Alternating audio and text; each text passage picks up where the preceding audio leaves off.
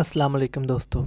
Reviews with Sunil में खुशामदीद। दोस्तों, जियो TV के ड्रामे फ़र्क ने आजकल हर जगह धूम मचाई हुई है। इस ड्रामे की अब तक 12 एक साथ हो चुकी हैं। हर पीर और मंगल की रात नाजरीन इस ड्रामे की आने वाली एक साथ का बेसब्री से इंतजार करते हैं और यूट्यूब पर इसकी किस्त आते साथ ही मिलियंस में व्यूज़ हासिल कर लेती है। दोस्तों, अपनी पिछली वीडियो में हम फ़र्क ड्रामे की साथ एक साथ तक रिव्यूज़ दे चुके हैं। अगर आपने वो वीडियो नहीं देखी तो ऊपर आई के बटन पर क्लिक करके वो वीडियो देख सकते हैं। अब बात करते हैं हालिया एक साथ की कहानी के बारे में। लेकिन वीडियो की तरफ बढ़ने से पहले गुजारिश है कि अगर आप हमारे चैनल पर नए हैं तो हमारी वीडियो को लाइक करें, हमारे चैनल को सब्सक्राइब कर लें और साथ मौजूद बेल आइकन को भी दबा दें ताकि हमारी नए आने वाली हर वीडियो आपको आसानी से मिल सके। एक और गुजारिश है कि वीडियो को पूरा देखें। दोस्तों, इरसा अपना मोबाइल यूनिवर्सिटी में ही भूल जाती है। उसकी दोस्त निमरा इरसा के घर उसको फ़ोन वापस करने आती है तो उसे पता चलता है कि ये घर निमरा का नहीं बल्कि कमाल हसन का है और इरसा उसके ड्राइवर की बेटी है। ये सब सुनकर निमरा को इरसा पर बहुत तप चढ़ती है। मानो अपना सूट लेकर इरसा के घर आती है, जहाँ आकर वो इरसा को कहती है कि अपना फ़ोन तो उठा लिया करो। तब इरसा को याद आता है कि ओहो, मेरा फ़ोन न जाने कहाँ खो गया। वो बानो से फ़ोन लेकर अपने नंबर पर कॉल करती है तो निमरा कहती है कि तुम्हारा फ़ोन मेरे पास है, कहो तो तुम्हारे घर दे जाऊं। मगर इरसा मना कर देती है कि कल आकर ले लूंगी यूनिवर्सिटी में। निमरा का लहजा सुनकर इरसा खटक जाती है। दूसरी तरफ कमाल हसन का दोस्त अरशद अपनी बीवी के साथ हैदराबाद जाने का बहाना करके अपनी चलाक बहन फायदा को कमाल के घर छोड़ जाता है।